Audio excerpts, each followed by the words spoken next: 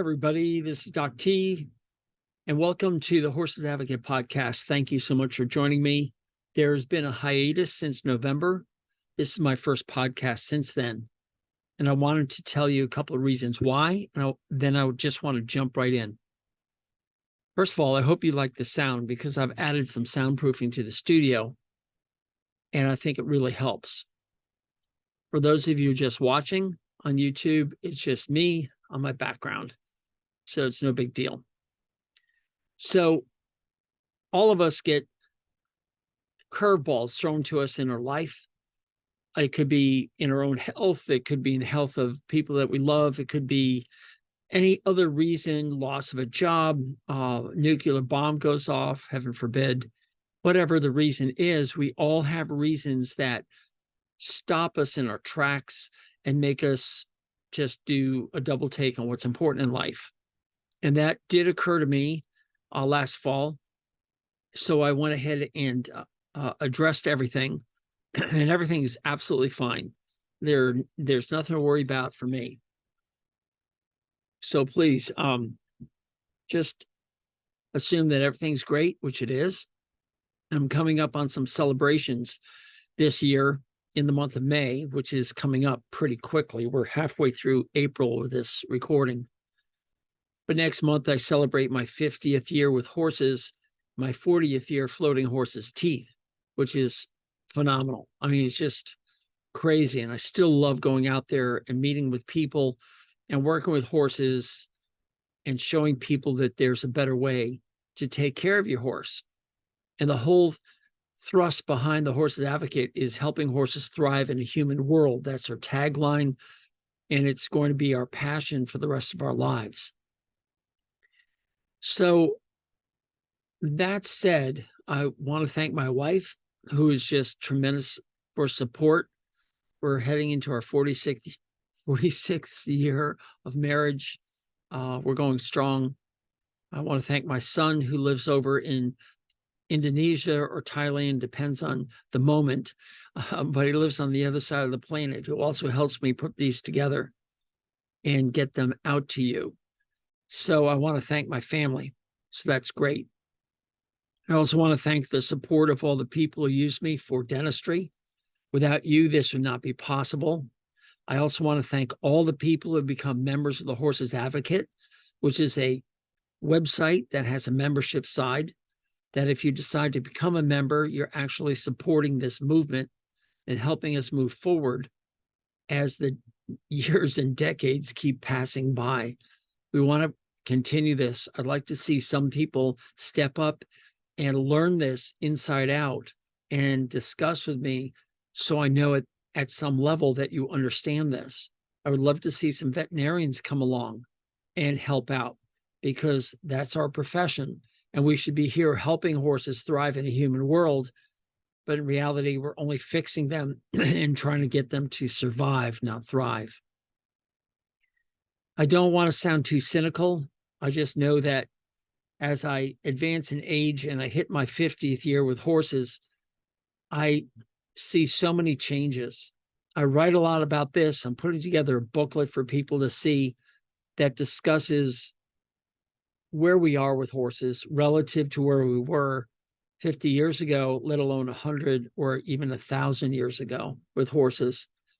And any of you who are listening to this who are less, who are younger than me, which if you're younger than 70, you're younger, I just want to ask you to stop for a moment and ask yourselves a couple of questions. Number one, is what you're doing in the best interest of the horse?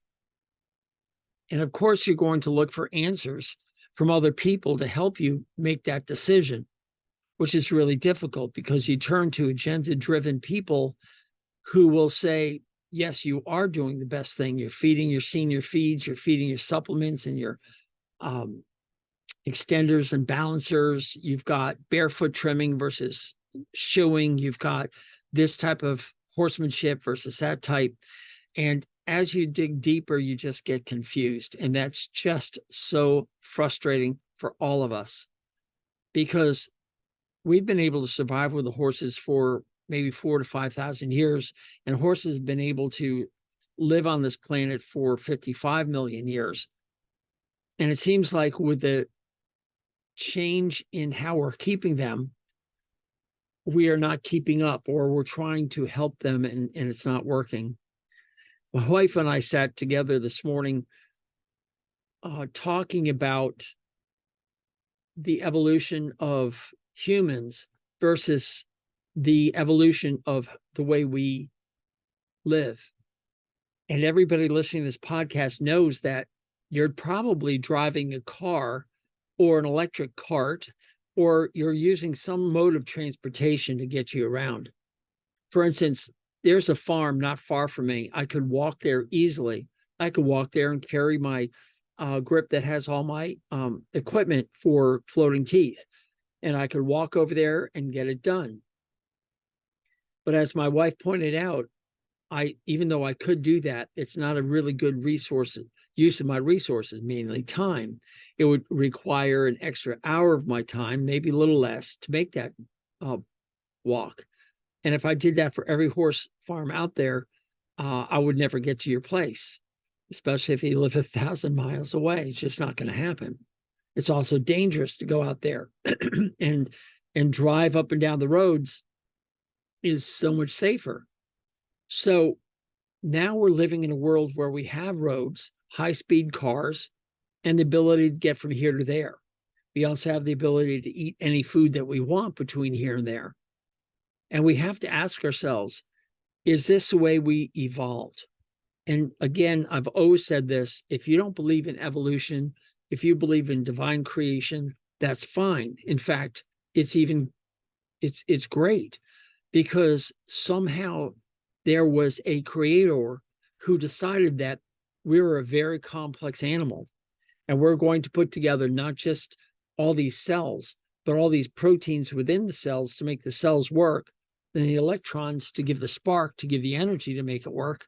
And then we're going to throw in an equal number, if not greater number, of bacteria and throw them in the mix, both inside our cells and inside our gut and on our skin and in our armpits and in my lungs, and have them all work together so that we can, I don't know, exist. And then we're going to also have trees and plants and other animals all living within the same microorganism sharing life. So a plant can't live without carbon and hydrogen and oxygen, nor can you and I, nor can the horse. These three elements are so essential. And we're not understanding how essential they are, or the fact that we don't actually have to eat them to live, but we have to eat them to feed the bacteria so they can live, and they can create the hormones and the vitamins that we need to continue to exist. I want to break away from this idea, because that's enough. I mean, you guys get it. We are advancing so rapidly in the past 50 years that the evolution of hundreds, if not millions of years, is being changed so rapidly that our bodies just can't keep up with it. And hence we're having so much disease, both in humans and in horses, that we're struggling trying to keep up with it. With cardiovascular disease being the #1 killer of all humans on the planet now, we have to ask ourselves, why? Why were we made with a heart that doesn't work? Well, the heart worked just fine for a long period of time, but suddenly it stopped working. And you could say, well, maybe we've always had heart attacks, but in reality, maybe not. We just don't have the data back then to show it. We don't have angiograms. We don't have, CT scans or ultrasounds or anything that can show us the movement of the heart and the plaque buildup in the vessels. The second leading cause of death in humans, other than accidents, is cancer. And when you look at all the people that each and every one of us know who have been diagnosed and are fighting cancer or have lost the battle or have won, it still is such a common event. Whereas if you look at the history books prior to 1750, so let me just think, that's less than 300 years ago, there was really little to none evidence of cancer. It was not an epidemic. In fact, the number one killer of humans 300 years ago were accidents. The tiger ate us, the alligator ate us, the snake bit us. We fell out of the tree. We broke our neck. We broke our legs. We broke our hip, and we couldn't move anymore, and we basically starved right there. It was a very hard time. Now we have it so easy. We fall down, these big trucks with red lights or blue lights, they all come with very dedicated people. They jump out and they swarm you. They give you painkillers. They set the brake. They suck the venom out. They patch up the bite marks, whatever it is. The bullet wounds, which we didn't have. I mean, we had some bullet wounds back there, but I mean, they're able to help us now in such incredible ways. We all saw that if you watch the National Football League, which is the American football, where we saw that young man literally have a heart attack on the field and he died. Yet there were paramedics there that brought him back to life and kept him alive. And although we don't have the whole story of why it happened, nor do we have the evidence that his life is 100% yet, the fact that he was able to attend the Super Bowl when he was dead months before is phenomenal. We're also doing incredible things with horses. I saw a horse that had squamous cell carcinoma of the eyes, completely gone, healed up, and didn't cost these people too much money at the university where they fixed it. Yet I saw or heard about another horse that's no longer with us because as they opened up its abdomen due to colic, they found that cancer had spread throughout the abdomen, and this horse is dying of that. So we're struggling, all of us, you and me, to find the right answers to fix things. But if you've been with me for a while, for those of you who have been hanging out here at the Horse's Advocate on the podcast, you'll understand that the premise of this is that we want to prevent, we want to avoid these diseases in the first place. We don't want to be fixing them. There's a physician who's just written a book. His name is Peter Attia, MD, who wrote a book, Outlive, where he describes medicine 2.0, which is where we are basically now, where we have a disease and we try to fix it. You have a cancer, we try to radiate it or whatever. We have a wound, we sew it up. You have an infection, we find an antibiotic. These are the things that we do as physicians, and physicians can be very good at this, or they can be stumped and lose their patients no matter what they try.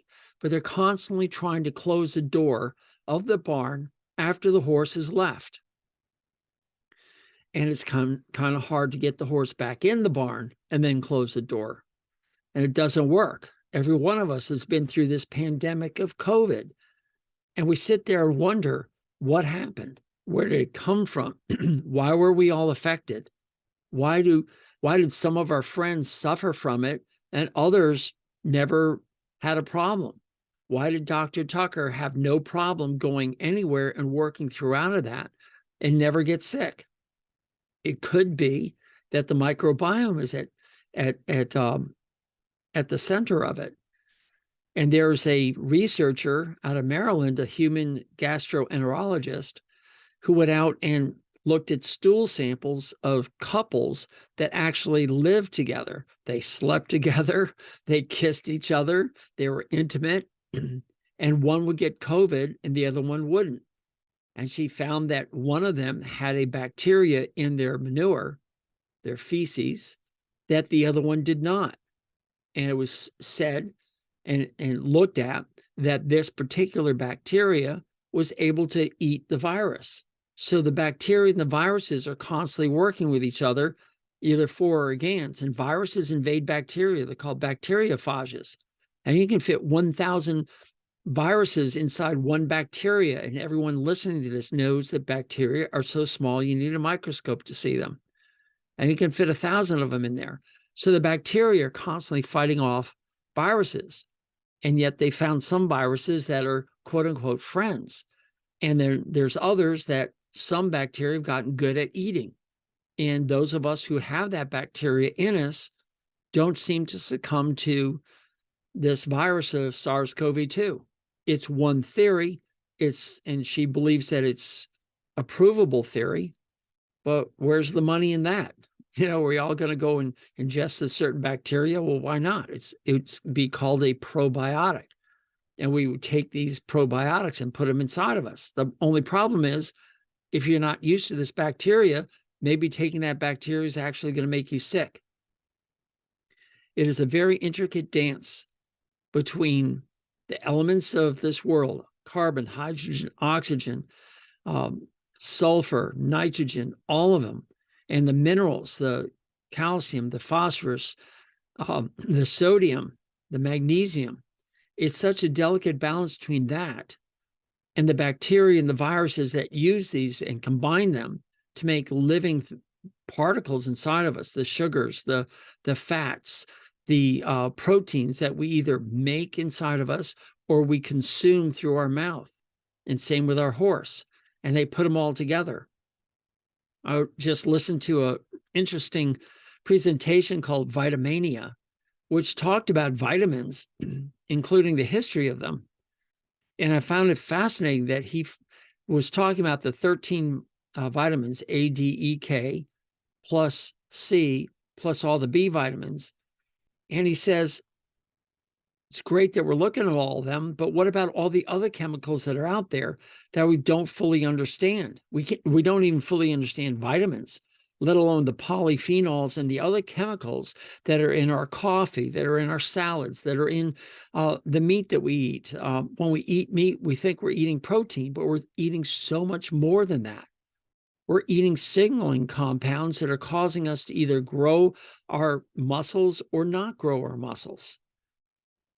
It's such a huge, huge, delicate balance that every individual has their own script, their own orchestration of music, if you will, where all the notes are coming in, and out of one person comes a symphony, and out of the other person comes a rap, and out of another person comes some country music.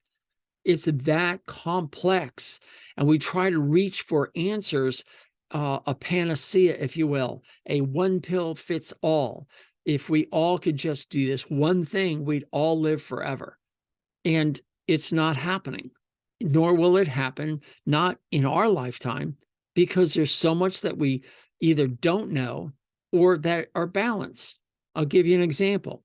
Well, it's not a very good example, but just off the top of my head, if we have three things, I'm going to call them things, A, B, and C, and you eat A, B, and C, and I eat A, B, and C, we're going to get completely different results. I find that fascinating because you and I have different genes, and your horses have different genes. You have genes from horses from the Middle East, the Arab countries. You have genes in horses that come from the Slavic countries, from the Icelandic countries, from the Asian countries, from the South American countries, and even from the native horses here in America. We all have different genes, and how those genes are expressed is called epigenetics. And what triggers one person to eat and get a result, and another person to eat and get an illness is mind-blowing, in my opinion. And if I eat wheat, I'm fine. If you eat wheat and you're celiac, you may not be good. You have that wheat gluten in there. But maybe there's a third thing, that I eat wheat and I drink coffee, and you eat wheat and you don't drink coffee. Well, what would happen if I eat wheat and don't drink coffee, and you do drink coffee, and all of a sudden your celiac goes away and I get it? You see what I'm saying? There's so many combinations. And because of this, there are so many results that come out of nutritional studies. And all the nutritional studies, according to those people who actually study nutritional studies, have said that there's no nutritional study in the human world that makes any sense.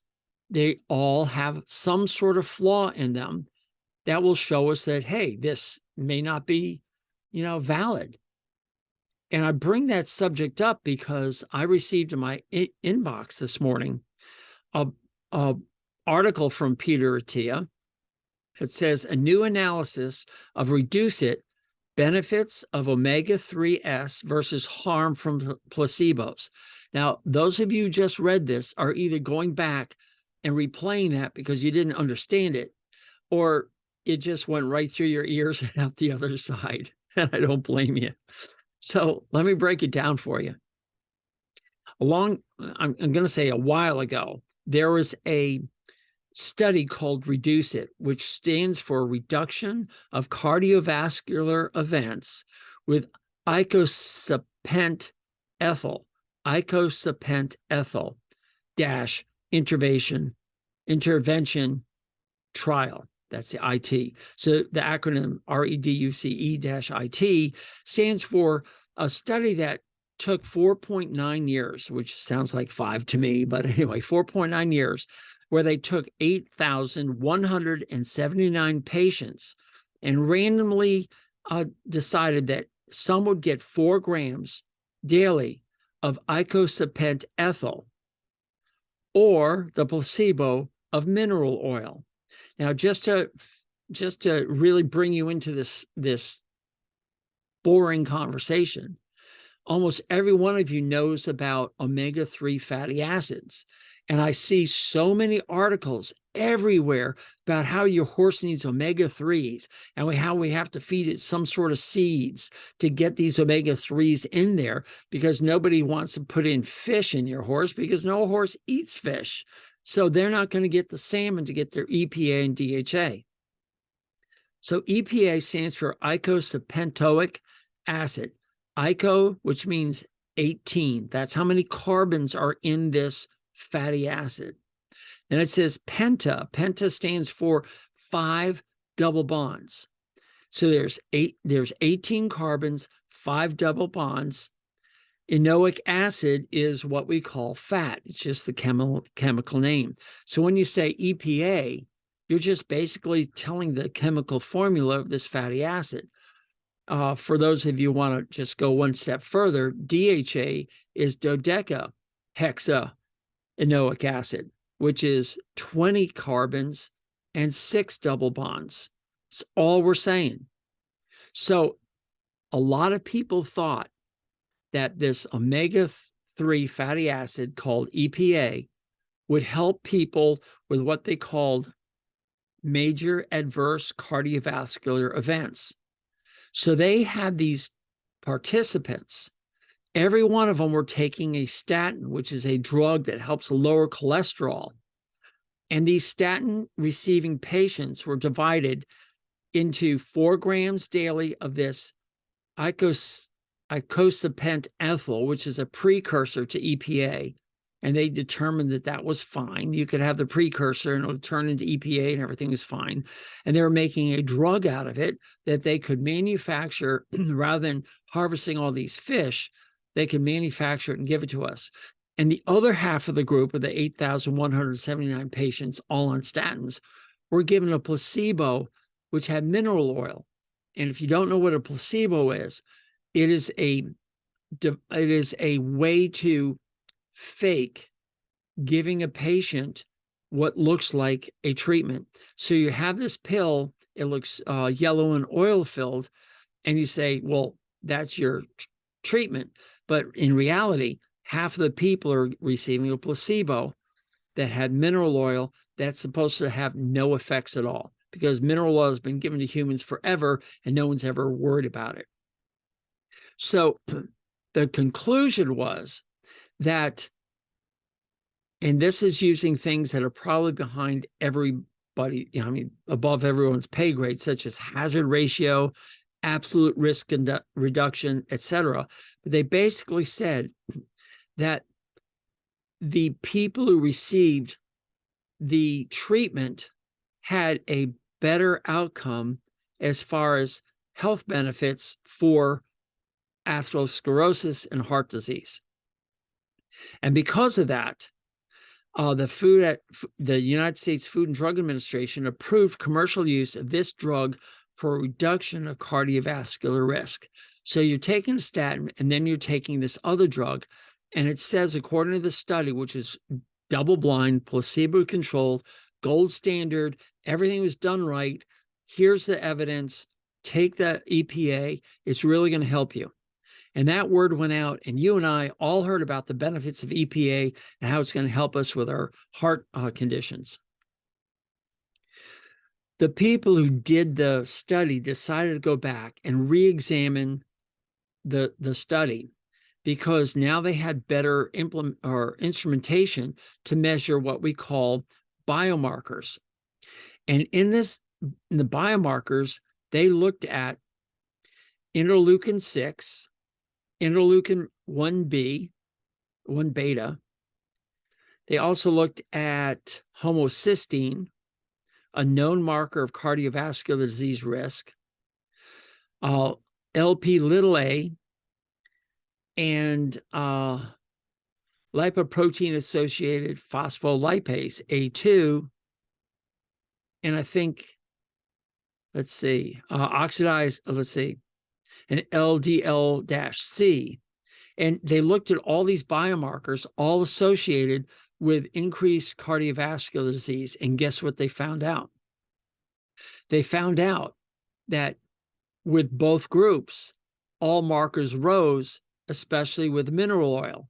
So now we have these people who are taking mineral oil, and their markers for inflammation that causes heart disease rose. And it was a harmful effect. So while it rose, it produced more heart attacks than the EPA. So now it looks like the EPA drug was actually working better. But in reality, when they looked at the biomarkers, they were virtually the same. Because these people chose the wrong placebo, which they thought was inert, they found that it actually caused an increase in inflammatory biomarkers, and that there was no difference in increase in biomarkers between the placebo and the drug itself.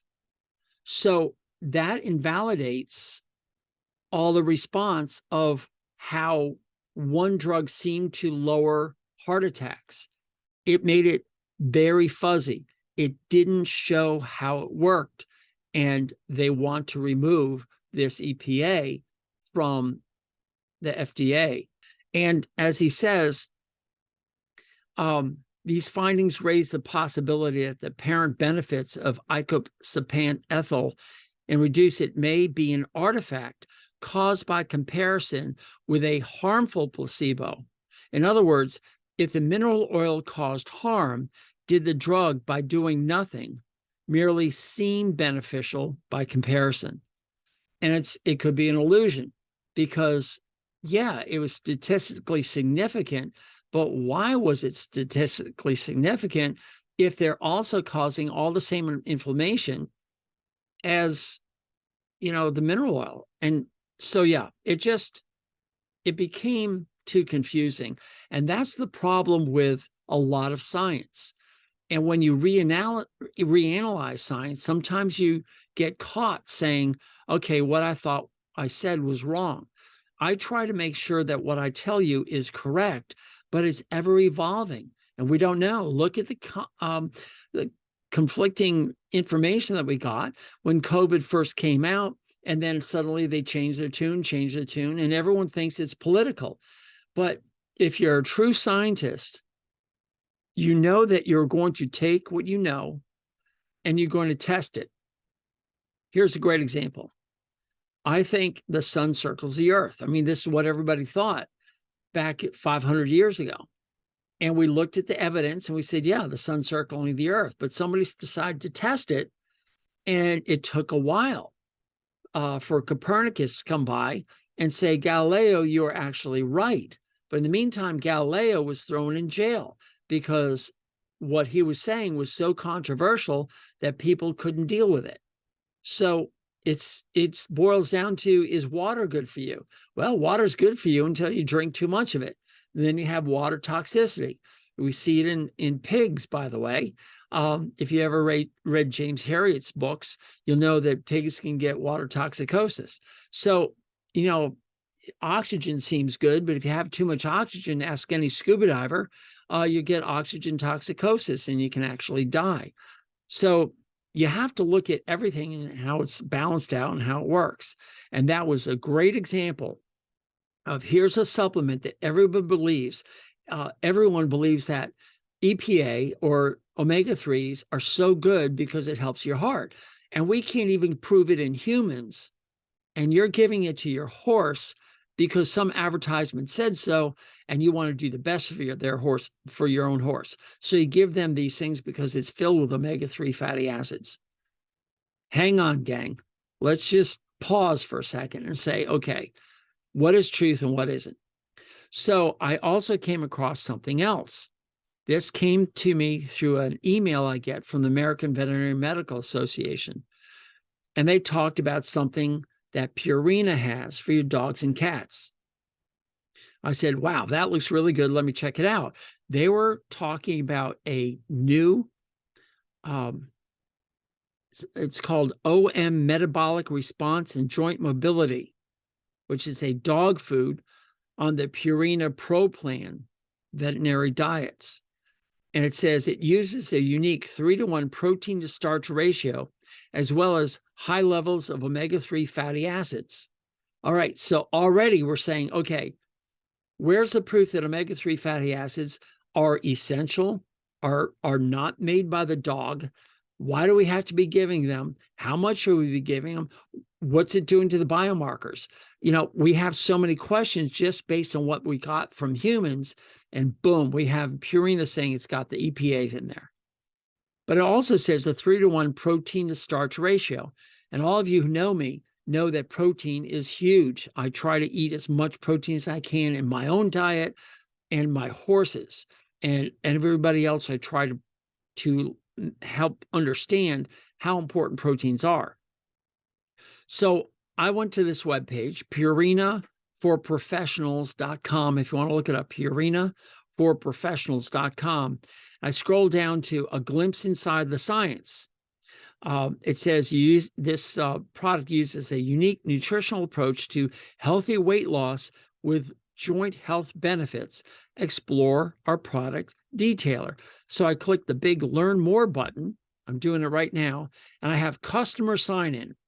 If I'm a registered customer, I'm going to give them my email and password. But if I'm a new customer, I have to select one of 5 things: a veterinary clinic, a university, vet or tech school, a Nestle employee. Nestle's is a huge company. They own more than just Nestle's chocolate.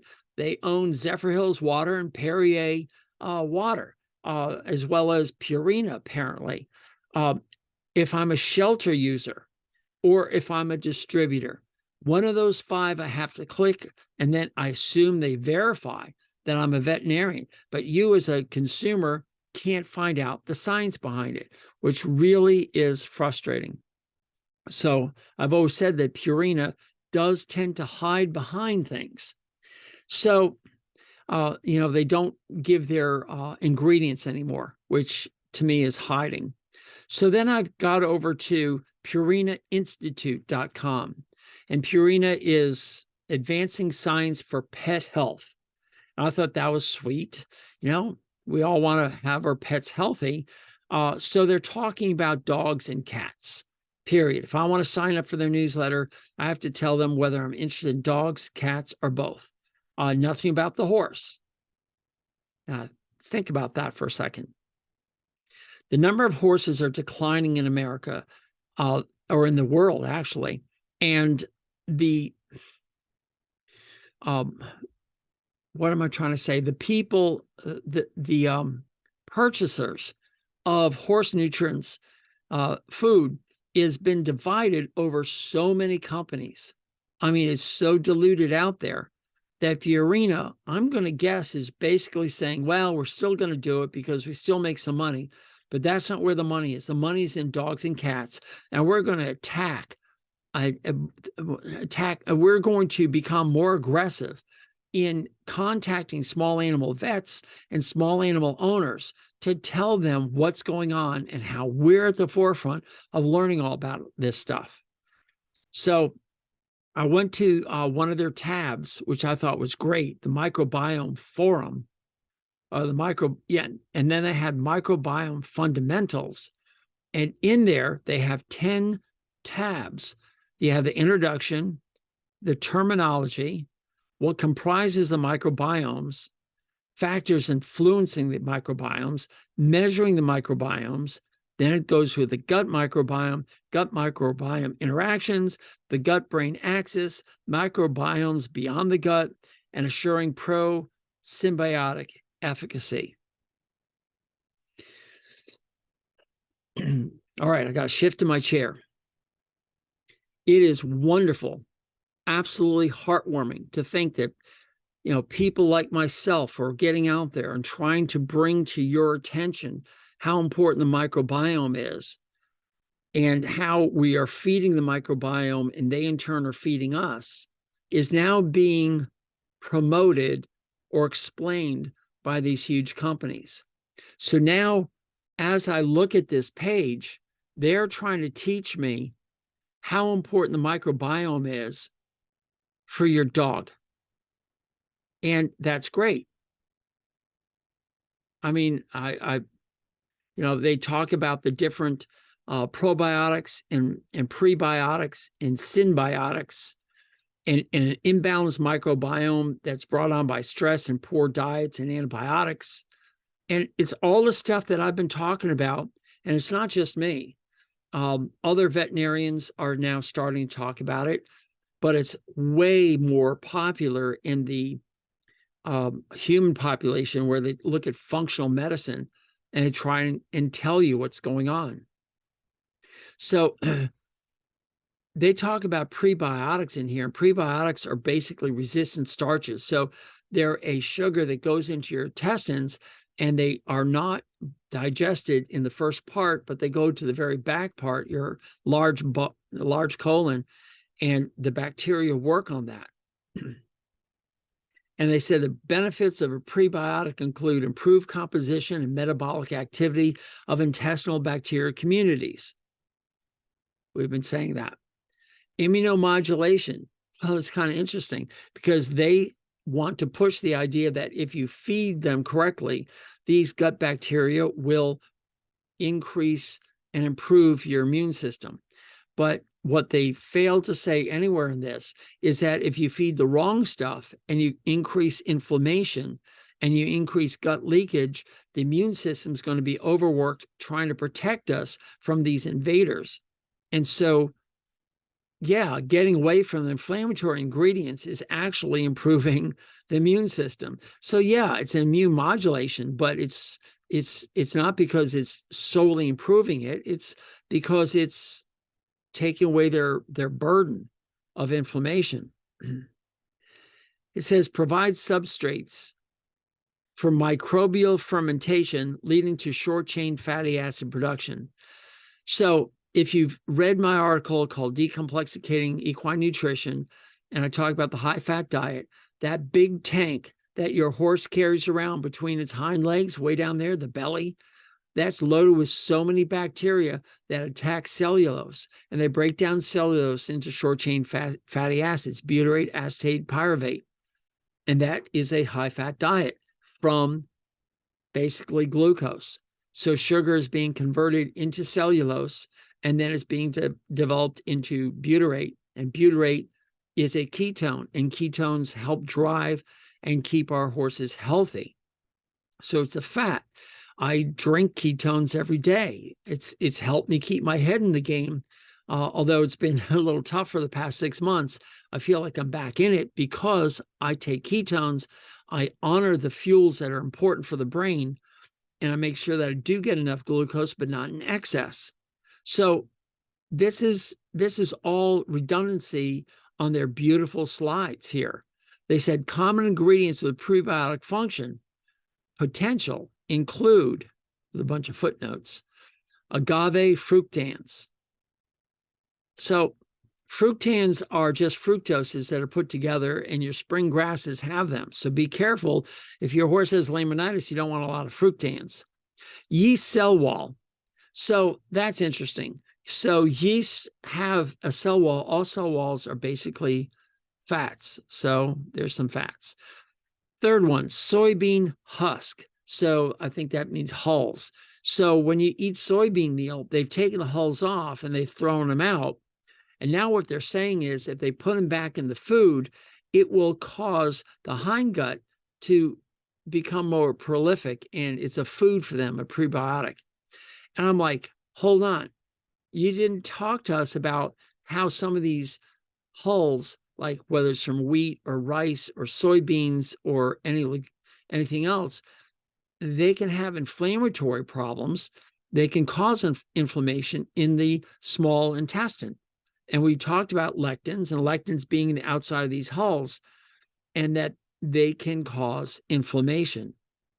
So then they throw in xylo-oligosaccharides, mannoogliosaccharides, galacto-oligosaccharides, fructo-oligosaccharides. So these are just fancy words, and yeah, I don't know what they are. They don't take the time to actually talk about this. But fructose in a laminitic horse isn't going to help. Then they say wheat aileron. So what's wheat aileron? I didn't look it up for this. Can't help you. Psyllium, which a lot of people eat, but that's non-digestible starch in the form of cellulose. And then, of course, inulin, which in humans has been shown to really help as a prebiotic. So inulin's great in humans. Don't know about horses. Purity uses purified inulin, wheat aileron. So what is wheat aileron? A-L-E-U-R-O-N-E. Is that like wheat middlings? Is that coming from the outer shell? Because if it is, we do know that there is wheat aileron is found as a single layer of cells between the bran and endosperm of the wheat grain. So it's not on the outside. So it probably doesn't have the lectins, but I don't know. I mean, where are the studies that show that these don't cause gut inflammation? That's what I want to know. Then they say probiotics, let's see, work in the following ways. Direct interaction of the probiotic with receptors on the host or bacteria cells. I mean, it's getting into a lot of stuff, changing the microenvironment, pH, competition for nutrients and binding sites, enhancement of intestinal barrier integrity. We've been saying this all along. You got to get the gut to not have inflammation, to get rid of the causes of leaky gut syndrome. And some people are saying probiotics and prebiotics, but I'm still looking everywhere in here to show the studies that these probiotics are actually going to make it through the acid of the stomach. I'm cynical. I need to see the studies that the bacteria that you're putting into the gut are actually going to make it into the small intestine and large intestine where they're needed. There's no proof of it. So there's more small stuff here. You can look at it all. I guess my point of this whole thing is that these big companies are starting to realize that they have to address these in a way that people say, oh, they're talking about it. Because that's the smoke and mirrors as far as I'm concerned. Just talking about the microbiome doesn't mean you understand it, or prebiotics or probiotics doesn't mean that you understand it. And by throwing out a lot of big words and just putting it as a word right there in a list just confuses people. So the more confused you are, the more you're saying, okay, well, I should be able to feed that because, well, they know more than I do. Their words are bigger, their ideas are bigger, so it must be okay for my horse. So it boils down again to one simple question. How is what you're doing working for your horse? You have to ask that question. You have to be looking at your horse and saying, what does the top line look like? What do the hooves look like? What does the hair coat look like?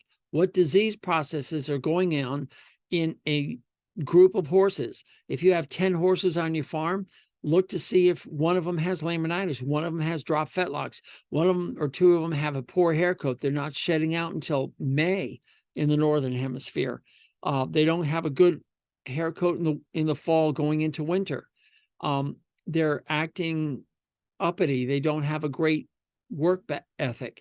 You have to look at all these things and say, fine, my horse had been diagnosed with EPSM or a disease such as EPM or some other disease that is affecting their work ethic, and like a suspensory ligament that's become a lameness. You have to look at all these things and look at the number of horses that have them, and then start asking yourself this question: how did they make it this long, 55 million years, if they had all these breakdowns? How did they go from 5,000 years ago when humans started toy with them to using them for transportation and going into battle and transporting our goods? And then suddenly it goes from that about 100 years ago to, well, we aren't going to war with horses anymore. That was after World War I. Horses got replaced by jeeps and tanks and, motorized equipment. All right. So horses got the boot out of the military. So men stopped really looking at horses as anything they want to deal with. The tractor started to come out in mass at the beginning of the 1900s, but it really didn't start making way into the communities on the small scale, like the small farm, until maybe 1960. Certainly after World War II, which is 1945, and then the Korean War here in America. So in the 50s, when everything was good, as the golden age, where everything seemed to be happy here in America, we were starting to produce a lot of things, and everybody started to get a tractor.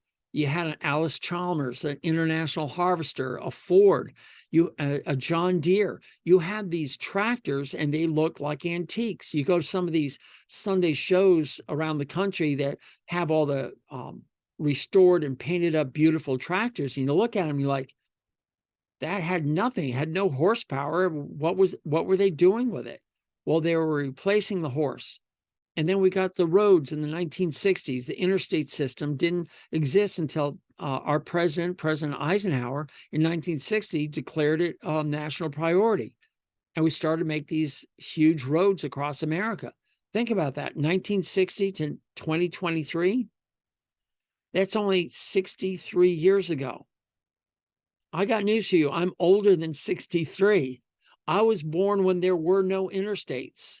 I was born when, if you had a Mack truck or a Brockway or something like that, it was a loud, noisy, underpowered, greasy thing that only real men drove because there's no power steering. And I learned how to drive one of those using 2 shifts. I had a high-low range, and I had a whole nother stick for the 5 gears. And I had to jam my knee up against the steering wheel and use both hands to shift both gear sticks to go from one gear to another. That's what we had. And I was learning in 1977. It was considered an old truck then. And we started to get the fuller 13 speeds. Mack had a 5-speed Maxidyne Maxi-Torque transmission. And you're wondering, why am I telling you all this? Because I used to haul horses for a living as I went through vet school and beyond. I know how to shift an 18-speed, a 13-speed, a 10-speed.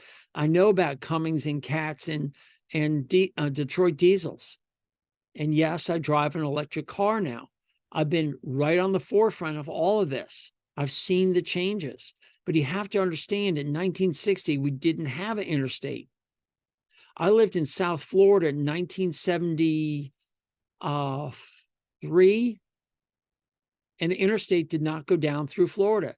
It stopped in Jacksonville, and then it started up again. We had a small section that stopped in Fort Pierce, and there's no more interstate until you got south of near Palm Beach.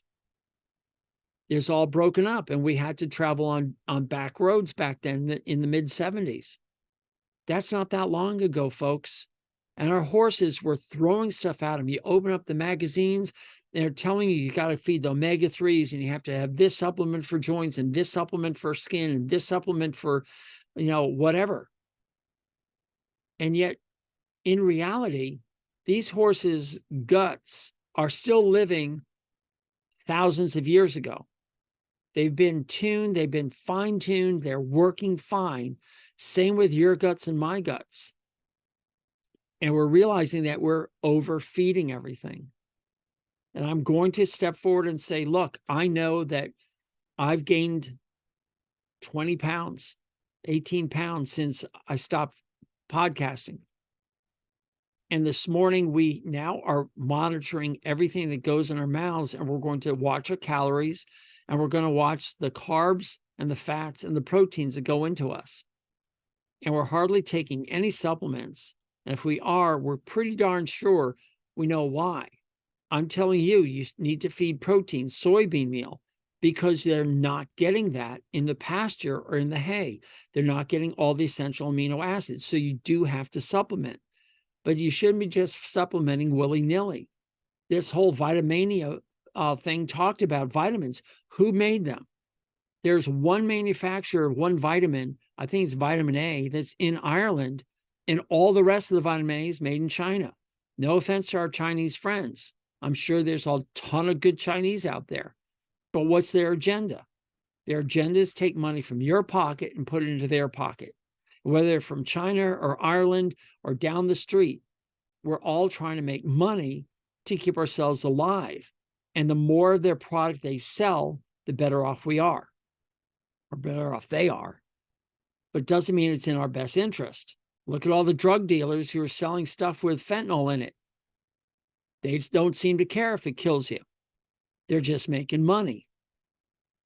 But if you've noticed here at the Horse's Advocate, I don't sell you anything. I don't have advertisers on here because I can't find an advertiser who would be neutral as far as horses go. Now, if you want to advertise some clock, fine. I'll advertise clocks all day because it has no bearing on horses.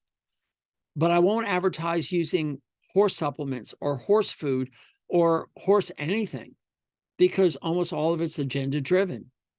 Even in my dentistry practice, I have an agenda. I want to make sure that the horse's teeth are in really good shape, but so does Dr. So-and-so over there. But that person has a completely different approach to taking care of teeth. We all know this. But as horses advocates, we have to stop and think. We have to dig deep and ask, but why? Why is this beneficial? Who's saying this? Where are we getting the information from? And it's my job here to take a look at all the information, and I get reams of it.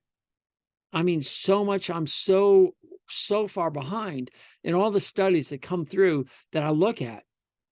Behavioral studies, food studies, lameness studies. And I have to look at it and kind of say, okay, what's going on here? Is this really worth it? Does this make sense for you as a horse owner? That's my job. I want to come out here and help you guys make smart decisions, but you also have to help me. You have to say, is what I'm doing working? And if so, great. Tell me why. And if not, great. Tell me why. Let's learn together. Let's try and figure out how we can make our horses thrive in a human world. That's all I'm doing here. Yes, I'd love to have your support. Yes, I want to become a member of the Horse's Advocate. Yes, I'd like you to find our swag page and buy t-shirts and hats and coffee mugs and let people know. But I'm not asking you to buy it just because. I know that I have to earn that. And to do that, I have to be putting these podcasts out in a way that makes sense, that helps you learn and helps us move forward. So this is my first podcast back here in the game since the fall. There are probably some people hoping that I would disappear forever, but I'm not. I just can't. There's too much going on around me. I'm still meeting so many people and they are struggling. And when they see the way I work with horses, or they see that what they're doing isn't working. Their top line looks bad. Their hooves, the heels are crushed, underrun. And we start discussing things. It seems overwhelming, but it's not. So I expect you, as an advocate, to come back and listen to these podcasts over and over again. All the new things, even though you say, oh, no, I already know that. I want you to hear it again so you can anticipate my words. You can understand that methionine is so important because it breaks down in the horse and the liver and becomes cysteine. And that becomes 24% of the hoof, which has the disulfide double bonds that are so necessary for the strength of the hoof.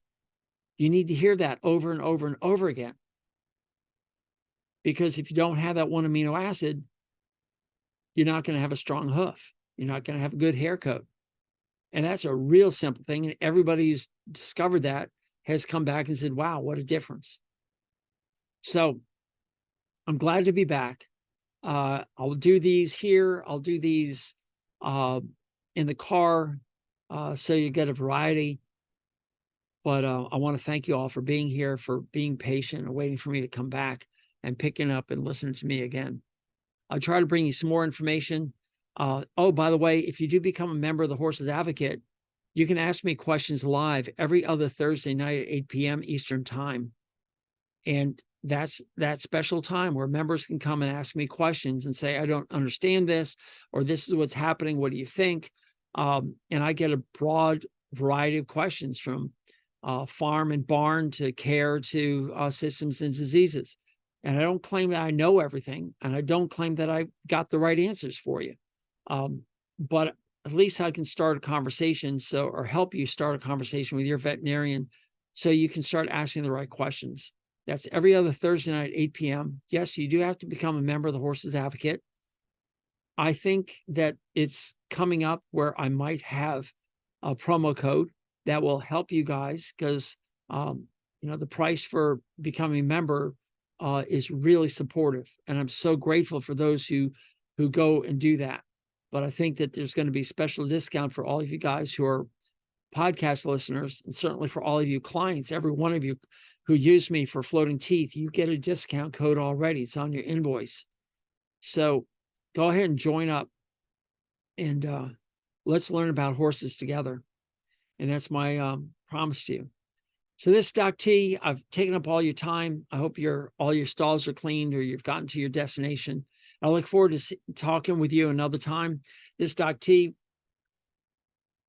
See you later. Bye. Hey everyone, Doc T here. Thank you for listening to my content. Would you do me a huge favor? Would you please subscribe, comment, like, thumbs up, and give a star review? However it's presented to you, I want you to do that. There are two reasons. The first, of course, is to improve this product. This way I know what you like, what you don't like, what I can improve upon, what topics you want me to cover. But more importantly, it's also going to help others find me. And by doing that, you are now engaged in this mission of helping horses thrive in a human world. By you helping, we can reach others. And that I would be so grateful for. And remember, go to thehorsesadvocate.com for updates on this information. Thehorsesadvocate.com. And again, thank you so much for being here. Doc T out.